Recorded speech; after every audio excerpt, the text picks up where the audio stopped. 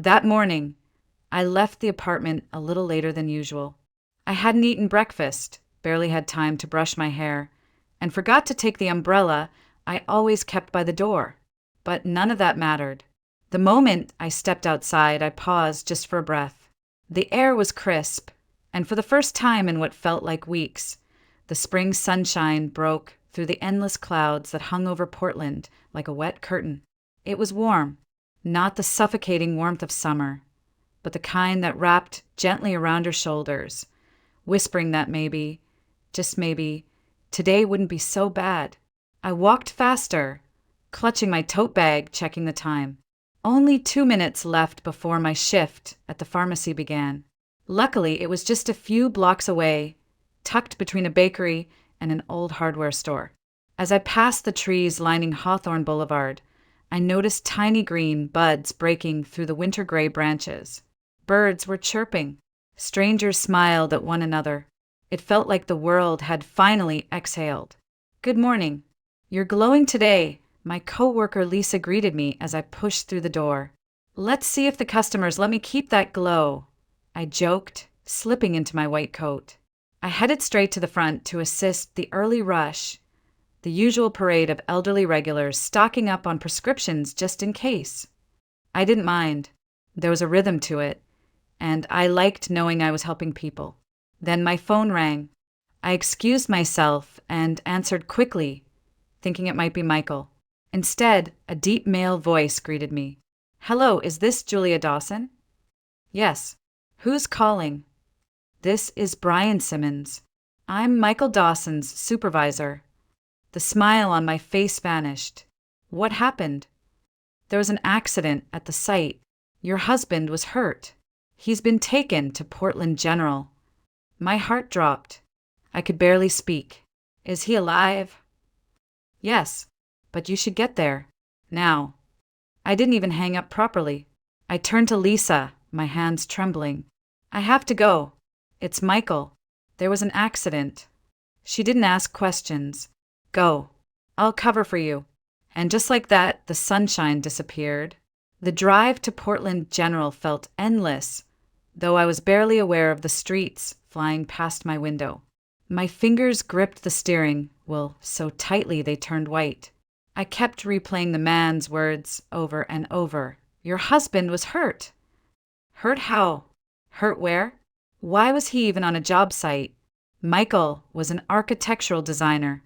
He spent his days drafting plans, meeting with clients, arguing over zoning permits, not hauling drywall or climbing scaffolding. None of this made sense. By the time I ran through the automatic glass doors of the ER, my lungs were burning, my legs shaking.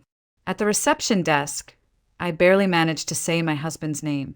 "Michael Dawson. I think he was brought in just now." The nurse nodded. "He's in surgery. Trauma team took him back about 30 minutes ago." Surgery. I sank onto the nearest chair like the floor had vanished beneath me. My ears buzzed. My heart was pounding so hard I could barely hear what she said next. Something about signing papers and waiting upstairs. I nodded. I signed. I followed blindly. And then came the silence. That awful, endless hospital silence. The kind that makes the tick of the clock sound like a drumbeat. I sat alone in a waiting room with beige walls, plastic chairs, and a vending machine that hummed louder than it should. Every 5 minutes, I checked my phone. Every 10, I stood up to look down the hallway. 2 hours passed, then 3. Eventually, a man in scrubs walked toward me. He looked exhausted, his hair flattened under his surgical cap, his eyes red behind his glasses. "Mrs. Dawson?" I stood up so quickly I nearly knocked over the chair. "Yes, I'm here." "Is he?"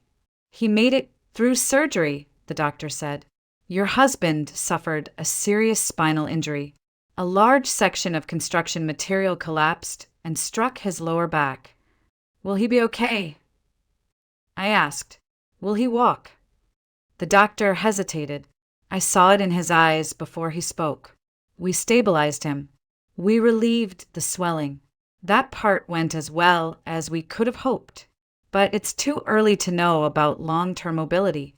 There's a chance of paralysis. My mouth opened, but no words came out. I didn't cry. Not yet. I just stood there, frozen, staring at the man like maybe he'd say something different if I waited long enough. He's resting now. We'll know more when he wakes up. He gave a small, practiced smile. I nodded, somehow managing to thank him. When he turned and walked away, I finally sat back down and broke. My hands covered my face, and the tears came fast and hot. The sunlit morning felt like a lifetime ago. They let me see him the next morning. I hadn't slept. I'd spent the night curled up in one of those awful waiting room chairs, my neck stiff, my back aching, my mind stuck in a loop of worst-case scenarios. But the moment the nurse told me he was awake and moved to recovery, I stood up and followed her without a word. He was in a private room now, clean, white, and too quiet. Machines beeped gently in the background. He looked pale, thinner somehow, like the accident had drained something more than blood from him. His eyes fluttered open as I stepped in. "Julia," he said weakly. "I'm here," I whispered, rushing to his side. I took his hand, cold and heavy in mine, and kissed his forehead. "How do you feel?"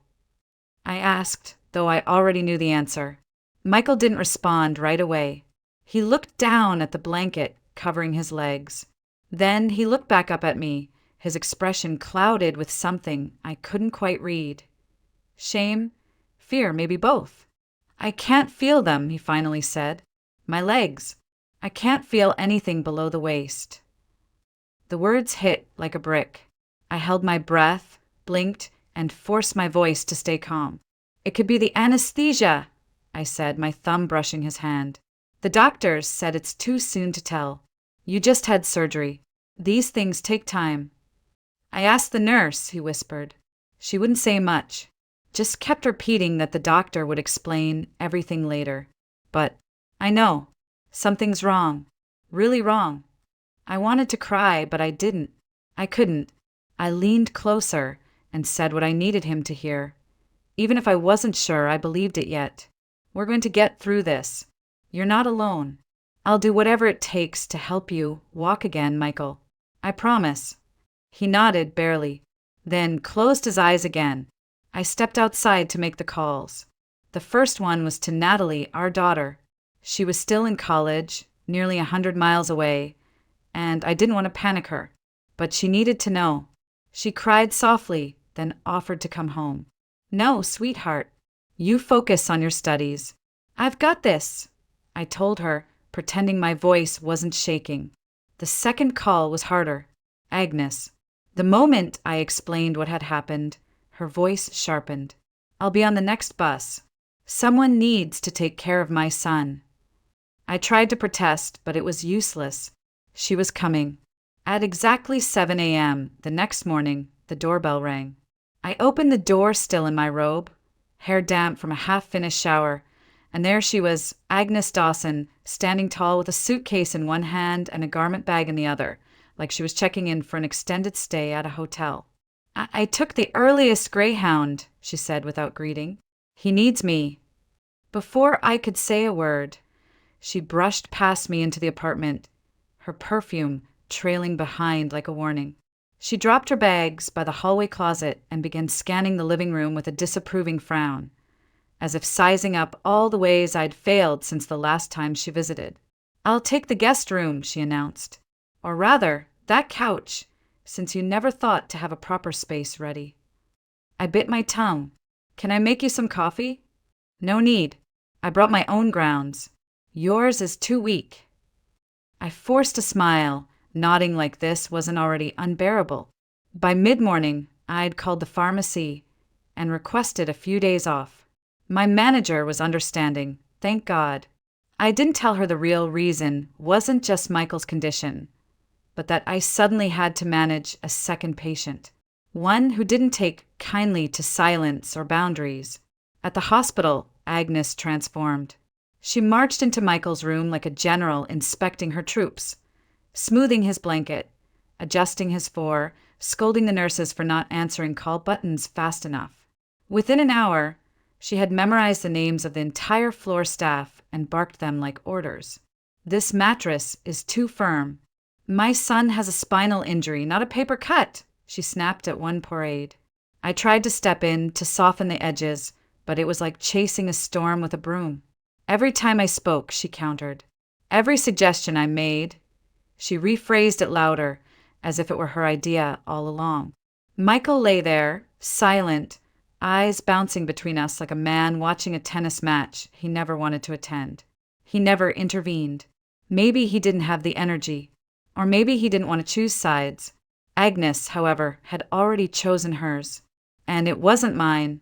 Watching Agnes command the nurses and reposition Michael's pillow for the third time in 5 minutes, I felt that old, familiar tension crawl back into my chest, the kind that never really left, just buried itself under years of forced smiles and swallowed retorts. It wasn't always like this. Actually, that's not true.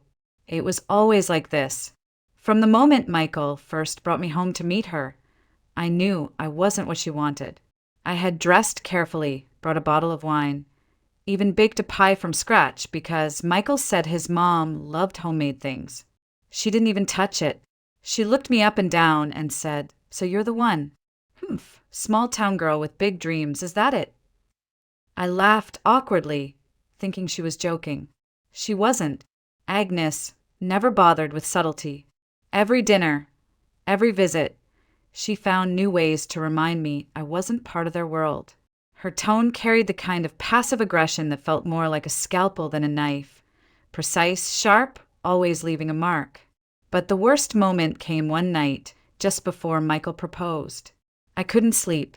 I got up to grab a glass of water and overheard them in the kitchen. The lights were off, but their voices carried. "She's not the one," Agnes said. "She's not good enough. She's not from our circle. She didn't go to the right schools. She has no real connections. You could do so much better." "She's kind, Mom," Michael replied. "She loves me." "She's convenient," Agnes snapped. "That's not the same."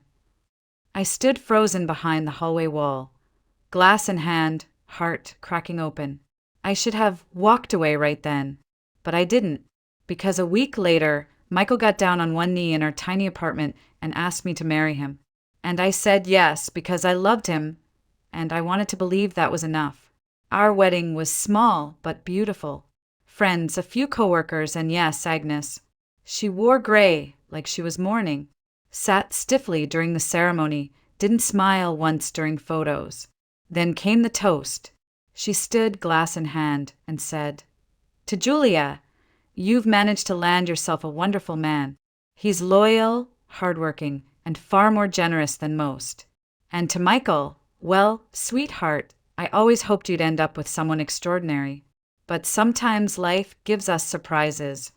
People laughed awkwardly. I held my breath and smiled through it, because that's what you do when your mother-in-law publicly tells a room full of people that her son settled. The days blurred into each other. I ran back and forth between the hospital and home, cooking, cleaning, doing laundry, managing calls from the pharmacy, and trying to keep my voice steady when talking to Natalie so she wouldn't worry. Agnes stayed at the apartment, waiting for updates like some kind of royalty, criticizing the doctors, and pacing the floor like she owned the place. Michael mostly slept. He was on pain meds, groggy and withdrawn. He'd nod when I talked, squeeze my hand now and then. But there was a heaviness in him, a silence that pressed down on both of us. One morning, Dr. Lee pulled me aside. "We've done all we can surgically," he said. "Now it's about rehabilitation, movement, neural stimulation. I'd like to recommend someone, Arthur Blake. He's a private physical therapist, but he's worked miracles in cases like your husband's." He handed me a card. I stared at the name for a long time. "How much does it cost?" I asked, already knowing the answer wouldn't be easy. "He's not cheap, but he's effective. I wouldn't suggest him otherwise." That night, I brought it up at dinner if you could call microwaved soup and silence a meal. "I think we should hire Arthur," I said. "The doctor said he's the best chance we have." Agnes scoffed. "We don't need some stranger poking at my son for $1,000 an hour." I used to be a gymnastics coach, remember? I know how to work with the body. I can help him. With respect, I said carefully, this isn't a sprained ankle or posture correction. It's spinal trauma. I gave birth to him, she snapped. I know what his body needs. Michael said nothing, so I made the decision myself. I called Arthur, booked the first session. We'd have to dip into savings, our emergency fund, the little nest egg we'd been building for years. But if it meant Michael could walk again, I'd spend every cent. Arthur started coming 3 times a week. He was professional, kind, methodical. He brought equipment, charts, exercises. He pushed Michael, but gently, encouragingly. Agnes loomed in the background during every visit, arms crossed, muttering things like waste of time, and I told you so under her breath. 2 months passed. Michael still couldn't walk. I was running on fumes. Between the hospital trips, managing the apartment, covering bills, stretching whatever was left in our savings, and keeping up appearances at work, I was crumbling. I'd lost weight without trying. My eyes stung constantly from lack of sleep. My back ached every time I bent down to tie my shoes. And still it was never enough. Agnes had become a permanent fixture in our home. Hovering, judging, nitpicking everything I did. You forgot to fold the towels the right way. You overcooked the rice. Your tone was too sharp with the nurse. Every word from her felt like a mosquito bite, small but relentless. And Michael, he barely spoke anymore. He didn't ask how I was. Didn't ask about Natalie. Didn't notice when I stayed late at the pharmacy just to have a few minutes of silence before coming home. Then one afternoon, while changing the bed sheets, I bent down to tuck the corner of the blanket and noticed something sticking out from under the bed. I reached for it, and my fingers closed around a glass bottle. Whiskey, half empty. I froze. My breath caught in my chest. Michael didn't even like whiskey, at least he hadn't before. My hands were shaking when I walked into the living room, holding it out. "What is this?" I asked. Michael didn't look surprised, just tired. "Helps with the pain. There's medication for that. Prescribed. Monitored. It's not enough." I swallowed hard. "You're drinking alone. Lying about it. Hiding it from me. That's not just about pain, Michael." He looked away. I stood there, heart pounding, and for the first time, I let myself say the thing I'd been avoiding. "If you keep going down this path, I can't do this anymore. I won't stand by and watch you destroy yourself. I love you, but I won't drown with you. If something doesn't change, maybe we need time apart." There was a long silence. Then Agnes's voice cut through the air like a whip. "So that's it? You're giving up? Leaving him now when he needs you most? What kind of wife walks out on her husband when he's down?" I turned slowly toward her. "The kind who's been holding everything together while he gave up," I said. But even as the words left my mouth, I wasn't sure if I was angry or just heartbroken. A few days after the whiskey incident, Dr. Lee pulled me aside again. His expression was gentle but firm. The way people look at you when they're about to tell you something you won't want to hear. "We've made good progress with therapy," he said. "But to truly restore function, Michael may need spinal stabilization surgery. It's not guaranteed to work, but without it, his chances of walking again are slim." I felt my stomach twist. "Will insurance cover it?" He hesitated. "Not entirely. And the specialists involved, the post-op care, the inpatient rehab, it adds up quickly. I just wanted to be honest with you." He gave me a folder with referrals and estimated costs. I thanked him, smiled politely, then went straight to the stairwell and cried until my chest hurt. We didn't have that kind of money. Not anymore. That night, after Michael had gone to bed and Agnes was holed up in the guest room watching reruns on her tablet, I sat alone at the kitchen table and made a list. Expenses, bills, what was left in our savings. It didn't add up. So I did what I had to do. I started looking for a second job. Not something big, just something quiet, part-time.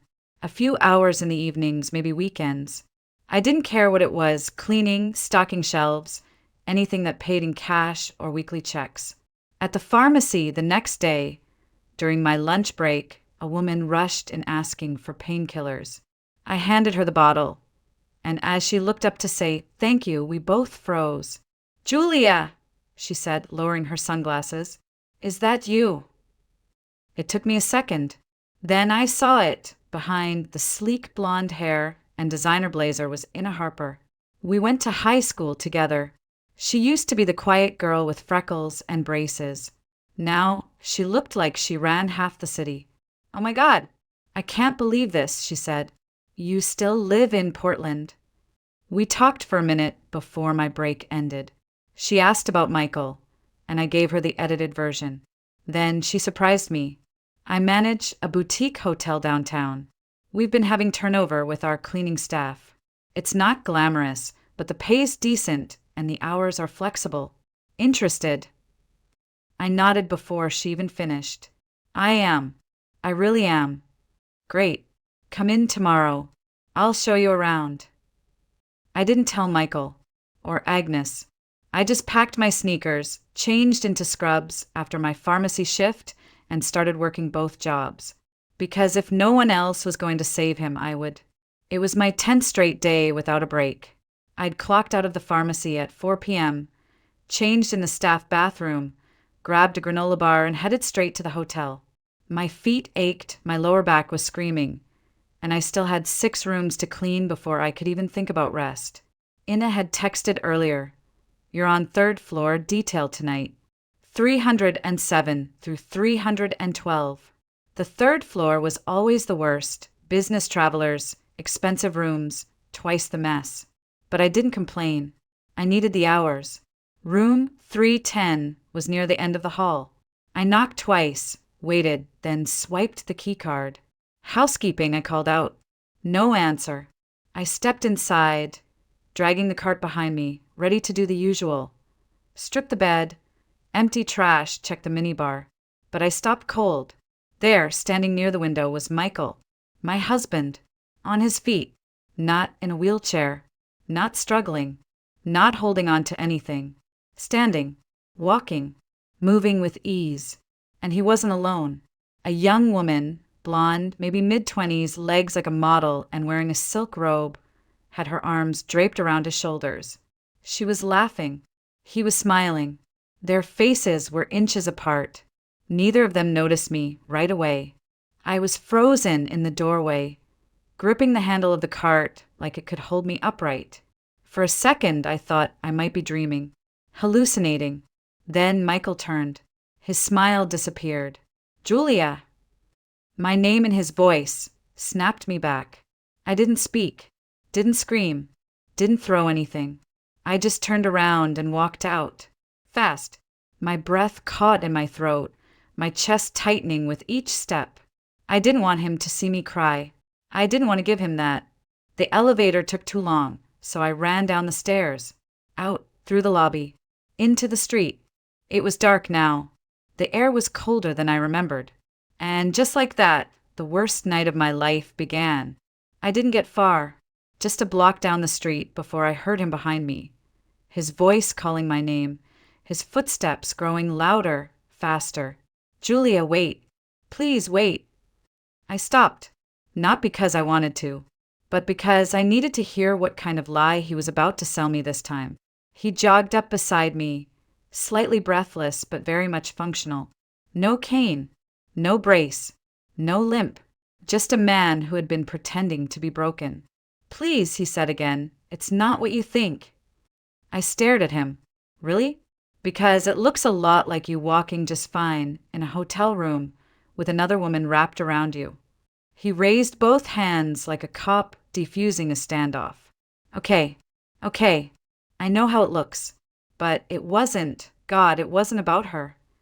I laughed, short, bitter. "She's not the point." I asked. "No, I mean she is, but not like that." He took a step closer, his voice dropping. I needed to know if you'd still love me, if you'd stay. I was scared, Julia, scared that if I couldn't walk, you'd leave." I blinked. "So you liet. You let me believe you were paralyzed. You let me take care of you. Work 2 jobs. Give up everything. Just so you could test me. He flinched.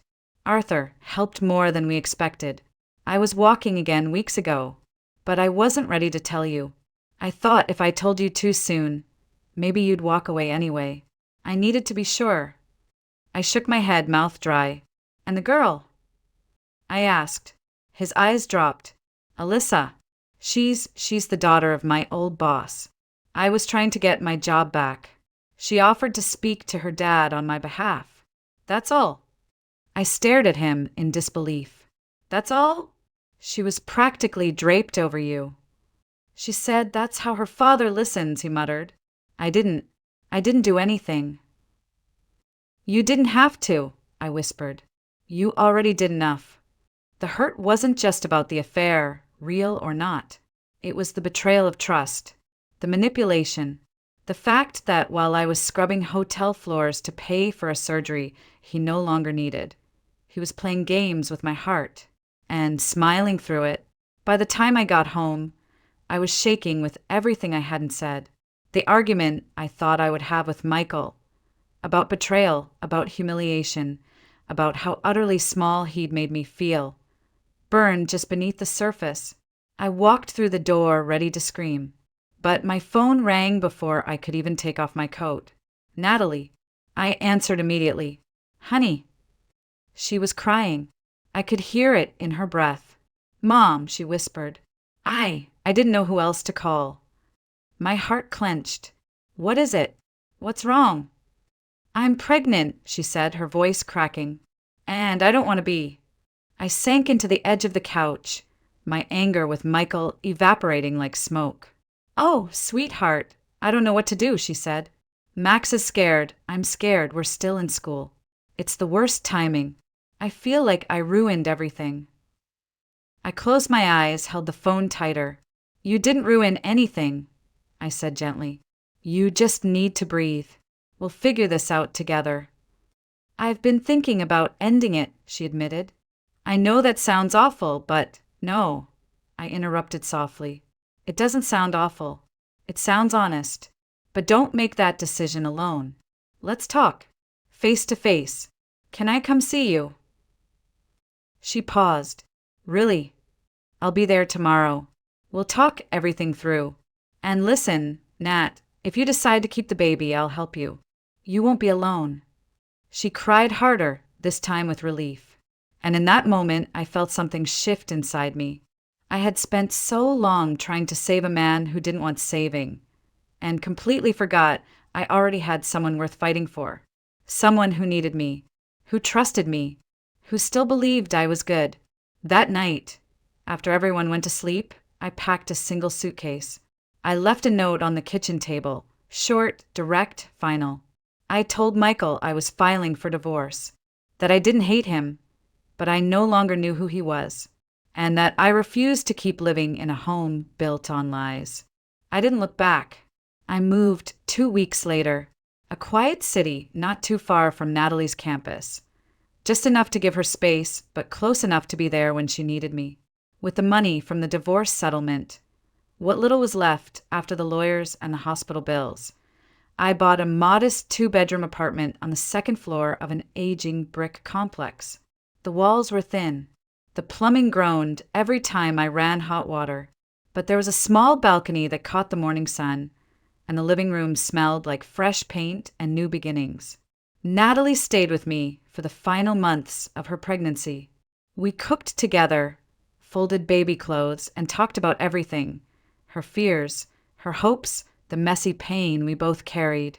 Some nights we cried. Some nights we laughed until our stomachs hurt. And slowly, quietly, something began to heal inside both of us. When the baby finally arrived, it was a rainy afternoon in late March. I held her hand through the contractions, whispered encouragements between each breath, and when the doctor placed that tiny, wriggling boy on her chest, I thought my heart might break from how much love I felt in that moment. She named him Elijah. 2 days later, they were discharged, and I brought them home.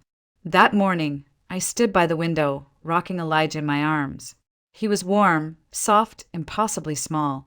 Outside, the rain had finally stopped.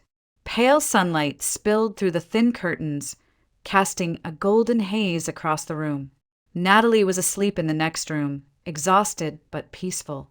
And me? I was no longer angry, no longer afraid. I didn't carry the weight of Michael's betrayal or Agnes's cruelty anymore. I wasn't mourning what I'd lost. I was learning to love what I'd found. I looked down at my grandson, and a verse from long ago surfaced in my mind, one I hadn't thought about in years, one I didn't even know I'd remembered. He heals the brokenhearted and binds up their wounds. Psalm 147, verse 3, I whispered it softly, almost without thinking. And for the first time in a very long while, I smiled and truly meant it.